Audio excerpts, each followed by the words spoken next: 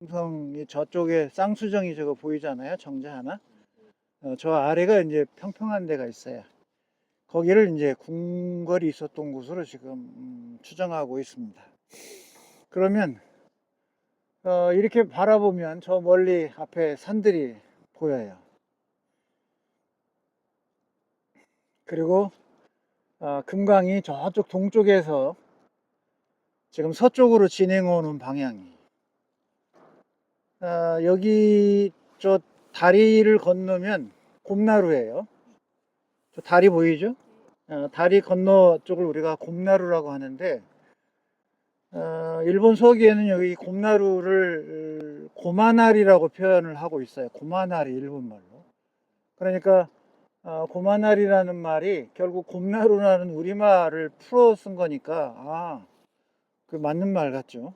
그래서 이 금강이 가지고 있는 이 지형 앞에 금강은 이 성이 자연 천연의 그런 지세를 이용한 요새처럼 느껴진다 그러네요. 그러니까 북쪽에서 누군가가 침략해 오나 공격해 온다고 하면 이 자연의 해자인 금강을 통과해서 와야 되고, 그리고 현재 이제 여기가 다 높은 건 아니지만 저기에 지금 북문이거든요. 북문이 공복문인데 저긴 상당히 낮아요. 그리고 이제 그런 자연의 산세를 따라서 움푹짐푹 내려가고 올라가고 한다 그런 얘기입니다. 그런 지형 속에 한 나라의 도성을 위치시켰다고 하는 거예요. 자, 그러면 이제 제가 이쪽을 보라고 한 이유는 뭐냐면 백제가 여기를 옮겨오기 전에 수도가 어디였느냐, 그 논란의 여지가 많습니다. 지금 현재 이제 한성이라는 용어를 쓰니까 그냥 서울 이렇게 일상적으로 우리가 보통 생각을 하는데, 옮겨오기 전, 공주로 옮겨오기 전에 한성이 어디일 것이냐라고 하는 것은 저는 이제 논란의 여지가 있다고 보는 사람이고, 현재 우리 학계에서는 서울에 있는 한강 남쪽에 몽촌과 풍납토성하고 몽촌토성일 거라고 지금 보고 있습니다. 현재. 그래서 제가 얘기하는 출발의 기준은 우리 학계에서 기준을 잡고 있는 걸 먼저 얘기를 하고, 그 다음에는 이제 다른 입장, 또 다른 의견, 또 최근에 뭐 고고학적 발굴이나 새로운 연구 관점 이런 것들을 포함해서 이제 소개를 해드리도록 하겠습니다. 작년 12월에 저 공산정 앞에서 앉아서 했어요. 엄청 추웠는데 딱 1년 만에 제가 다시 이 자리에 섰습니다. 저 정자는 후대에 지어진 거니까 이름도 공모해서 선정된 그런 거예요. 그러니까 뭐 백제시대 때 있었다 이런 게 아니라 훗날 새겨진 거라고 보면 됩니다. 지금 이 표에 여러분 교재에 보면 맨 뒤쪽에 공부하기 좋게 제가 해놨어요. 특히 현직에 계신 선생님들은 얘를 가지고 공부를 하시면 편하게 되어 있어요. 그래서 194쪽에 역사 연표가 있고, 역사 연표가 부록 하나 역사 연표, 그 다음에 오른쪽에는 한국 중국 연대표, 그리고 한 장 넘기면 삼국시대의 왕들의 계보와 재임기간, 그리고 좀 더 구체적으로 197쪽부터는 고구려 왕계보의 어떤 계통 같은 거를 느낄 수 있게 또 추가로 잡아 넣어놨어요. 그래서 백제, 신라 이런 연표가 있고, 그리고 고려, 조선왕조까지 다 넣어놨습니다. 그리고 또 하나는 72쪽을 보세요. 72쪽을 보시면 일본의 천황계보를 제가 실어놨습니다. 천황계보를 실어놨는데 우리가 공주부여 익산을 답사를 하면서 만나게 될 백제의 왕들, 그리고 이 공주부여 익산의 배경지로 활동했던 백제의 왕들과 이 동시대의 바다 건너 일본에 우리가 가게 될 아스카 지역, 나라, 그리고 교토 오사카와 연결됐을 때 고대 일본과 이 백제의 왕들과의 관계에서 상호 비교할 수 있어야 돼요. 그러다 보니까 서로 이런 표가 필요하고, 그 다음에 56쪽, 57쪽을 한번 보세요. 자, 여기 지금 공주에 있는 공산성의 시대적인 배경은 한성에서 장수왕의 공격을 받고 백제의 한성이 무너집니다. 그 무너지는 시기가 475년이에요. 그러면 이제 475년 바로 이 계로왕 때인데, 백제의 왕이 이 계로왕 때 장수왕이 이 백제의 수도를 공격을 해서 무너뜨리고, 바로 이 계로왕은 서문으로 빠져나갔다가 고구려 군사에게 체포돼서 아차산 밑에서 이 죽임을 당하게 됩니다. 삼국사의 기록에 의하면. 그렇게 돼서 고구려가 거기를 완전히 점령하고 주둔하고 있었던 건 아닌 것 같고, 어쨌든 퇴라는 말로 해서 물러간 걸로 돼 있어요. 그래서 이제 이때 전쟁이 임박했을 때 계로왕은 아들 문주에게, 우리 책에서는 아들로 되어 있지만 일본 서기에는 형제간으로 나온단 말이에요. 그래서 다 비유왕의 아들로서 계로, 문주, 곤지 이 세 명을 일본 책에서는 다 비유왕의 세 아들로 비유가 되어 있고, 우리 삼국사기에서는 그러지 않아요. 문주를 계로왕의 아들로 또 표현을 했단 말이에요.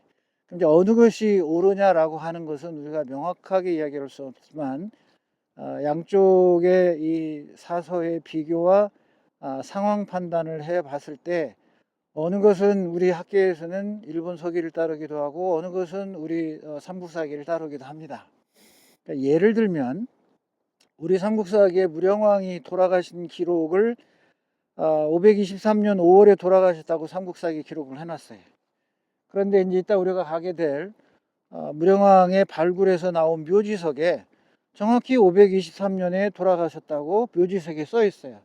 그리고 그 해 나이가 62세였다고 기록을 하고 있고, 그러니까 이런 측면에서 삼국사기가 정확한 거죠.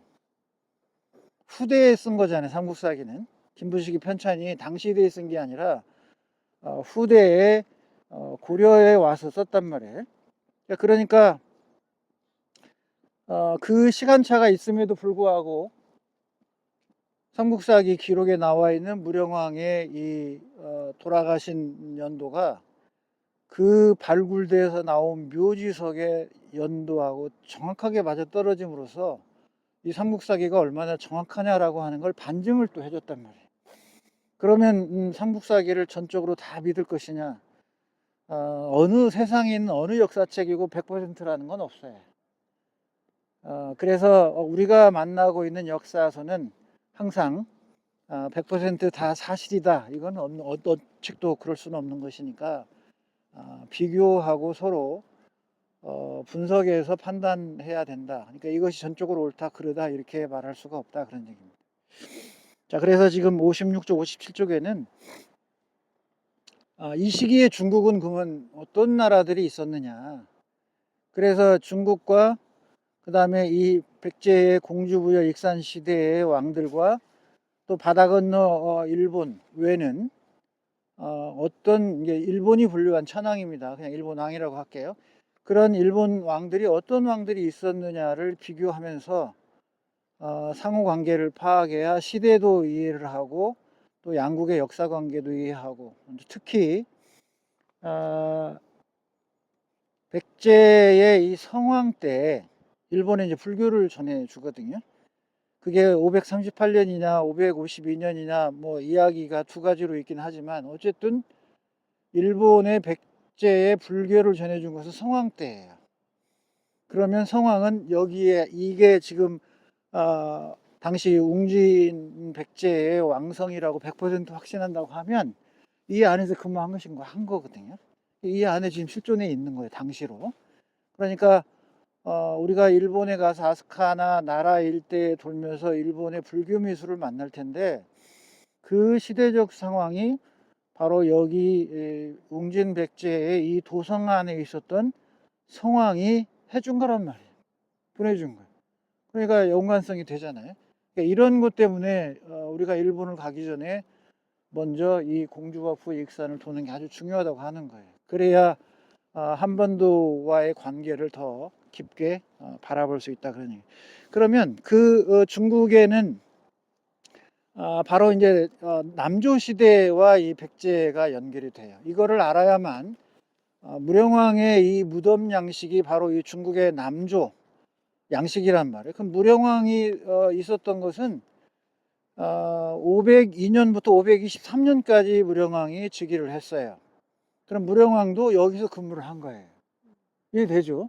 그러니까 이렇게 할 때 이 공산성이 나에게 살아오는 거지. 아, 말로만 듣던 그 무령왕이 여기서 직무를 받구나. 그리고 그의 아들 성왕도 여기서 얼마간 있었구나. 자, 그러면 무령왕은 502년부터 여기서 임금을 했는데 그 앞에는 뭐냐? 동성왕이거든요. 동성왕이 501년에 이제 시해를 당해요. 시해를 당하는데 이 동성왕이 즉위한 20년 정도 되나요? 그럼 이 시기에 중국은 어떤 관계가 있냐? 그걸 보려면 이 표를 봐야 되는 거예요. 자, 그러면 우리의 이 백제 무령왕이 있을 때 중국은 어느 시대, 어느 나라예요? 양의 양. 그래서 동진에서 송제 양진 할 때 그 양나라 시기에 바로 무령왕이 즉위를 하고 통치를 했다는 거죠. 그래서 백제에 어디에도 없는 이 무덤 양식 중에 바로 이 벽돌을 쌓아 가지고 만든 전축분의 무덤 양식이 여기 이 송산리 고분군에 있다고 하는 거잖아요. 그러면 중국의 남조의 영향을 받았다는데 그 남조는 어디냐? 바로 양나라와 겹치기 때문에 중국의 양나라의 문화를 영향을 받았다 이렇게 이해를 해야 되는 거예요. 그러니까 이런 측면에서 이 백제의 문화 역사 유적이 세계유산이 될 수 있는 것은 여기에 있는 공주만, 여기에 있는 백제만 내 국한의 문제가 아니라 바로 이 아시아를 넘나든다는 거죠. 그러니까 중국의 영향을 또 받았고 또 그 영향을 받아서 여기서 또 백제만의 양식으로 바꿔가면서 또 어디요? 이웃나라 일본에게 전파해주는 이런 관계 때문에 바로 이 백제 역사지구가 세계 유산이 될 수 있었다 그러니. 자, 그럼 이제 제가 이 설명을 드린 이유는 이 교재를 제가 어떻게 구성한지 이해하겠죠. 나중에 혼자 공부하실 때 읽어가다가 이때 중국은 어디지? 이때 일본은 누구지? 이때 우리 이 고구려는 이 시기에 뭐지? 이 당시 신라는 어떠한 임금이 통치하고 있었지? 이런 것들을 알 수 있어야 된다 그런 얘기. 이게 제가 공부하는 방식이에요, 사실은. 자, 이제 그러면 다시 이제 이쪽을 한번 바라보도록 하겠습니다. 저를 보고. 저는 이 금강을 400km 천리의 강인데 왕도의 강으로 제가 이름을 불러요. 금강을. 왕도의 강이라고 금강을 부르는 이유가 뭐냐면 자, 여기 지금 공산성 바로 앞에 동쪽에서 서쪽으로 흘러서 저기 고만하루에서 꺾여져서 남으로 내려갑니다. 남으로 내려가서 부여로 가요. 그러면 부여에서는 백마강이라고 부른단 말이에요. 거기서 남으로는 강경으로 내려가요. 강경폭으로. 그리고 다시 방향을 틀어서 익산 웅포로 해서 군산 내양으로 가는 거죠. 거기서 끝나요. 자, 그러면 이쪽으로 해서 바라보면 저기 지금 다리 두 개가 보이고 있는데 그 다리에서 안 보이는 강 보이는 데까지 해서 더 올라가면 바로 세종이에요. 세종은 현대 우리나라 정부 청사가 있는 곳이죠. 왕도지요. 부여도 왕도고 공주도 왕도고 세종도 지금 우리 대한민국의 수도 서울과 함께 두 정부의 기관을 갖고 있는 곳이에요. 그러면 그 위로 올라가면 신탄진으로 올라가는데, 신탄진에 올라가면 대청댐이고, 대청댐에서 위로 올라가면 옥천, 옥천에서 올라가면 속리산에 내려온 보은, 다시 꺾여지면 영동, 영동에서 서쪽으로 오면 금산, 금산에서 남쪽으로 가면 적벽강으로 해서 무주로 들어가요. 무주에서 올라가면 용담댐 있는 거고, 용담댐에서 더 올라오면 진안 동양, 그 다음에 무주 안성에서 내려오는 이 천을 합하게 되는데, 거기서 더 올라오면 어디로 와요? 장수로 와요. 장수에서 더 남쪽으로 오면 뜬봉샘이라는 곳이 발원지입니다. 그 뜬봉샘 서편으로는 섬진강에 대미샘이라는 발원지가 한산줄기를 등으로 대고, 여러분들 등 척추 있잖아요. 척추의 오른쪽은 섬진강의 발원지 대미샘, 왼쪽 등짝은 금강의 발원지 뜬봉샘이 있다 그러니. 그러면 지금 장수는 장수가야라고 해서 왕도예요. 장수가야 왕국의 왕도라고. 제가 왜 금강을 왕도의 강이라고 한지 좀 이해되시나요? 그러면 익산 웅포로 가면 금마가 있고, 지금 마한왕이 왔다고 이제 하는 전해지는 그런 곳이란 말이에요. 그래서 제가 이 금강, 비단강이라고 하는 금강을 왕도의 강이라고 나름 붙인 이유가 거기에 있어요.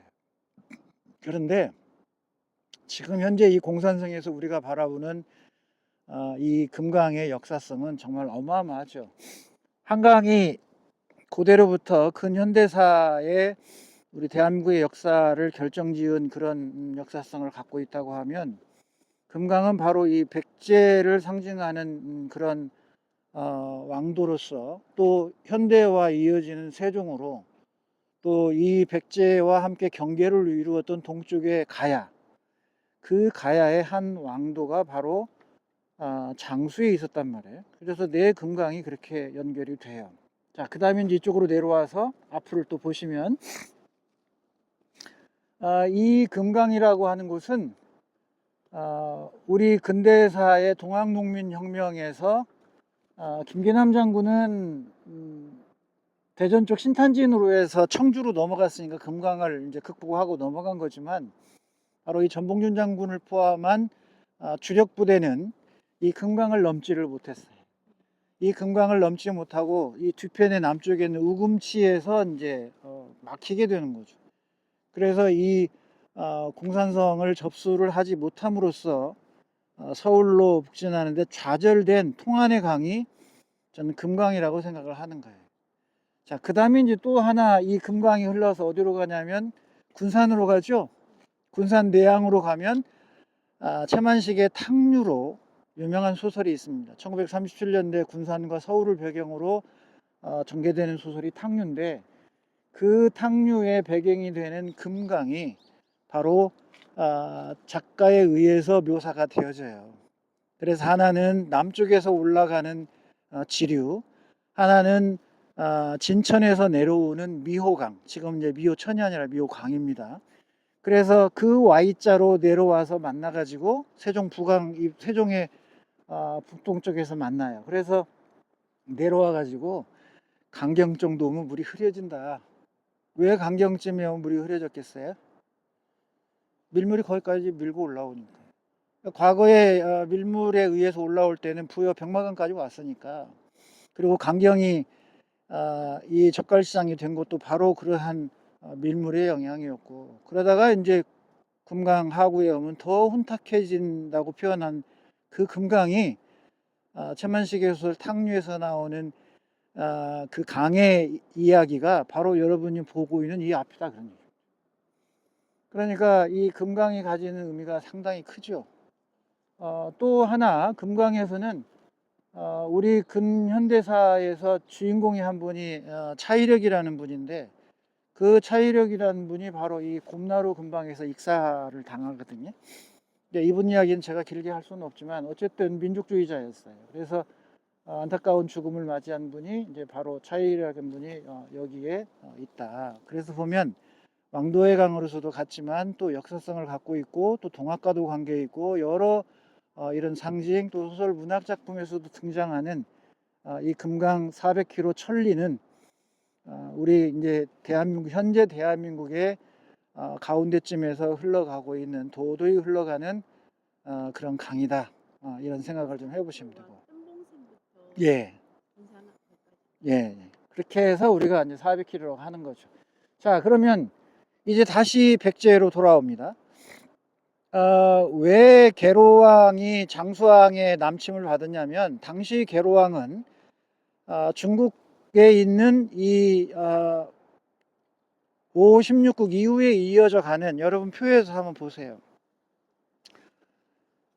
이 남조는 아까 제가 송제, 양진이라고 이제 얘기를 해드렸고, 그러면 북쪽은 뭐냐? 바로 이 북조인데 북이, 북제, 북주 이게 이제 고구려와 연계돼서 접하는 나라들이 바로 북위에서 분류된 동이나 서인데, 그럼 고구려와 접하고 있던 건 뭐냐? 동이 쪽이에요, 위에.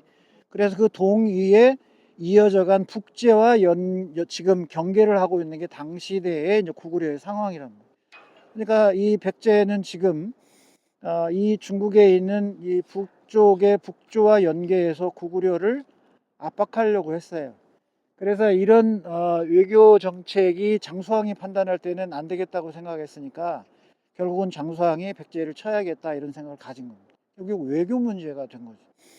그래서 장수왕이 바로 이 백제의 수도 한성을 7일간이나 공격을 해서 무너뜨리고, 당시 백제의 수도는 북성이 있고 남성이 있었던 걸로 지금 삼국사에는 기록을 하고 있습니다.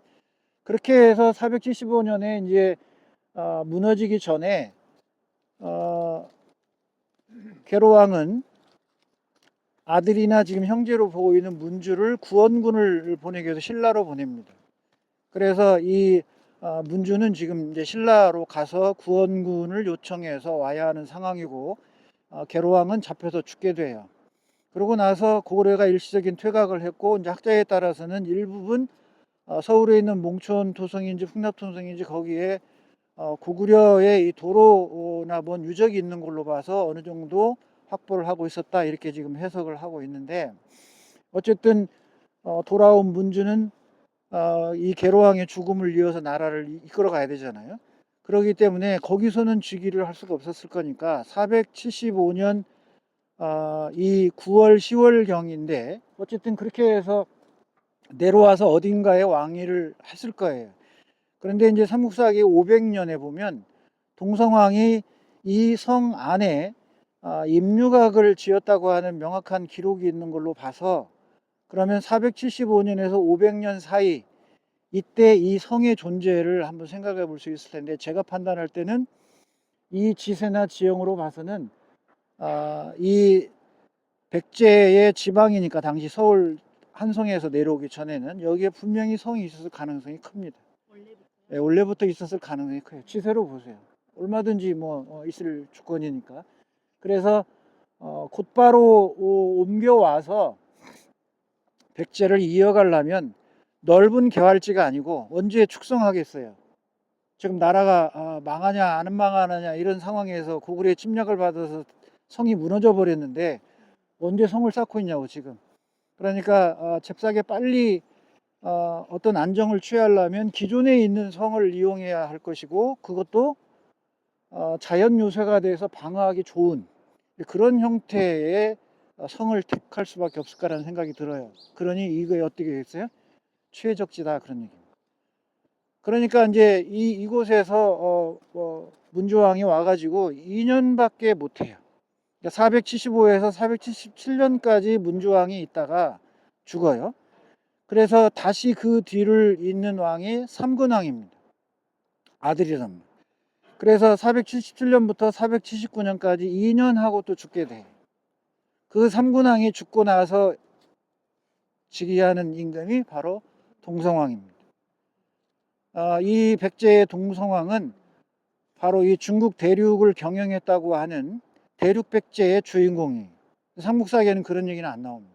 그러나 중국 책에는 또 나와요. 자, 볼까요? 어디를 한번 보시냐면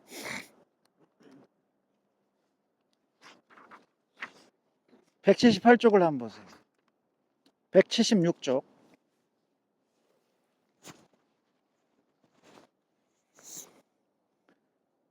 그래서 이제 대륙백제라고 하는 부분으로 제가 한 꼭지 실었는데 삼국사기에는 북위가 침입하다 이렇게 나옵니다. 그러면 북위는 아까 제가 표에서 보여줬잖아요. 남북주 시대의 북주에 해당되는 거예요. 그래서 북위가 나중에 뭘로 바뀌어요?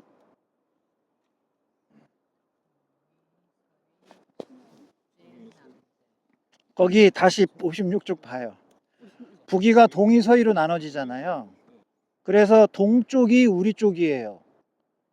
동쪽이 우리 쪽이라고. 중국에서 동쪽이면 고구려 쪽이니까, 그래서 북위가 동위로, 동위가 북제로 가는데 바로 고구려가 접하고 있는 쪽이 이계통이라는 거예요.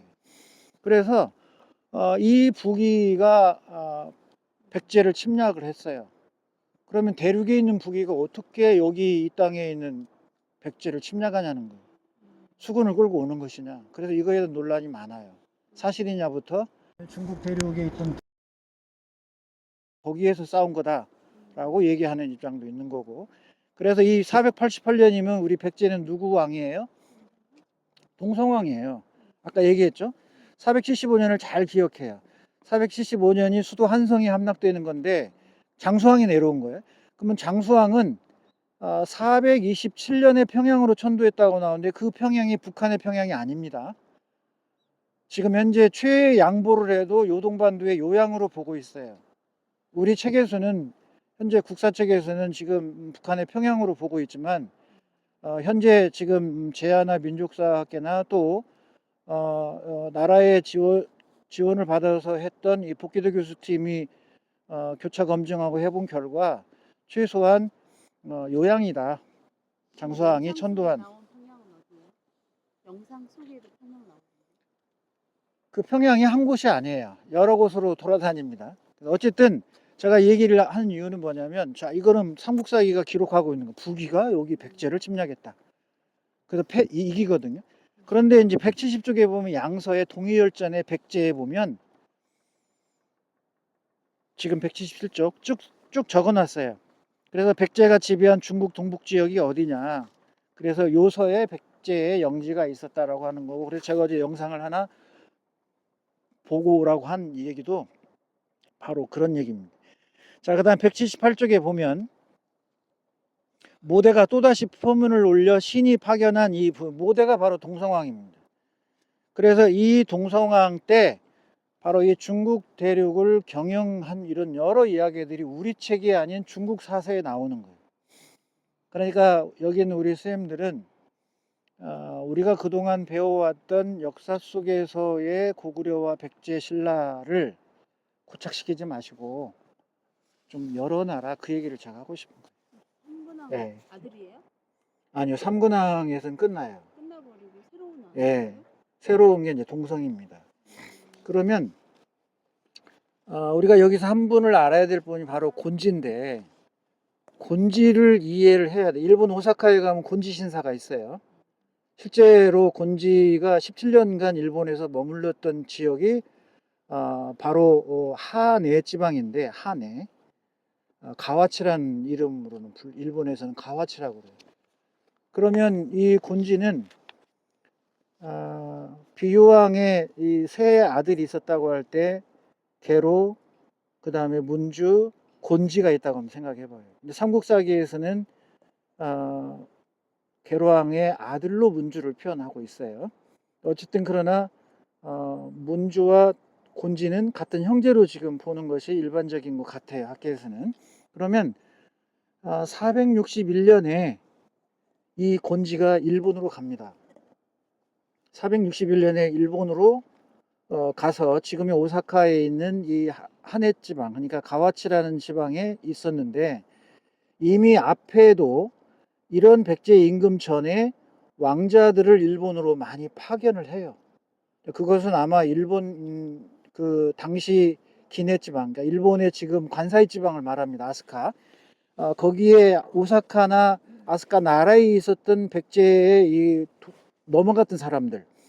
그래서 백제의 왕족이 됐든 일본 천황가를 구성했든 어쨌든 간에 거기에 백제의 세력들이 있었기 때문에 항상 이 본국에 있는 백제에서는 왕자를 보내기도 하고 일본 서기에는 뭐로 했냐면 인질로 보냈다, 볼모로 보냈다 이런 식으로 일본 서기에는 표현을 하고 있습니다. 우리 삼국사기에도 볼모로 보냈다라고 하는 해석문이 표현되는 것도 있어요. 어쨌든 461년에 이 곤지가 일본으로 가면서 바다를 건널 때 낳은 아들이 사마예요. 무령왕. 오늘 주인공이 무령이기 때문에 여러분들이 이 이야기를 좀 알고 있어야 돼요. 그래서 지금 서두가 길어요. 여기 나머지 이렇게 빵 이제 돌면 되는데. 그래서 461년 갈 때, 이 무령왕 사마가 바로 이제 섬에서 태어났다고 하는 의미인데, 일본 가기 전에 섬에서 이제 태어났어요. 그래서 일본에서 이 곤지가 17년을 있었고, 그때 동성왕이 되는 이 동성왕 모대는 이복 형제라고 보는 거예요. 무령왕하고 이 사마하고는 또 다른 배다른 형제라고 보는 거고, 그래서 일본 내에 형제들이 많이 있었을 거로 지금 보고 있습니다. 어쨌든 그러면 이때 이제 무령왕이 태어나는 거잖아요. 그런데 여기에서 이제 논리적으로 하나 합치되는 게 뭐냐면, 일본에서 짜낸 얘기다. 뭐 형수를 데리고 갔는데 형수가 아이를 가졌다. 근데 형이, 그러니까 지금 문주죠. 문주왕이 이렇게 얘기를 하는 거예요. 가다 아기를 낳거든 아기를 돌려보내라. 뭐 이렇게 있다고 하는 게 일본 책에 나와 있단 말이에요. 그런데 삼국사기에는 523년에 무령왕이 돌아가셨다는 얘기만 했지 몇 살인지는 몰랐어요. 근데 묘지석이 발견이 되면서 이게 이제 하나의 논리적으로 근거가 된 거예요. 뭐냐? 거기 묘지석에 62세라는 게 딱 나온 거예요. 그러면 62 플러스 461을 빼면 계산이 어떻게 되는 거예요? 461년에 62세를 더하면 523이 나와요. 맞아, 떨어지잖아요. 그러니까 사마가 태어난 게 461년이 맞는 거고, 그 461년은 바로 이 곤지가 일본으로 건너간 해인데, 건너가다가 가카라시마라든가 어떤 그 섬에서 아기를 낳는단 말이에요. 그럼 연도가 맞잖아요. 62세로. 그래서 이 이야기가 일본 기록이 신뢰도가 있을 수 있는 거죠. 좀 이해되나요? 예, 그래서 이제 477년에 곤지가 돌아옵니다. 돌아와서 문주왕이 아주 중요 직책을 임명하는데, 그해 돌아와서 곤지가 죽어요. 그리고 문주왕도 죽고. 그래서 아마도 이 지역의 세력들이 곤지의 등장을 달가워하지 않았을 거고, 그래서 죽였을 거고, 이어서 형인 문주도 죽였다 이렇게 보는 거예요. 그렇게 해서 삼군왕이 477년에 즉위하게 됩니다. 그리고 2년 즉위하고 삼군왕이 죽고 바로 479년에 지금 주인공 동성왕이 즉위를 하고요. 이 동성왕 때 바로 500년에 이 안에 임류각을 지었다고 하는 기록이 나오는 거예요.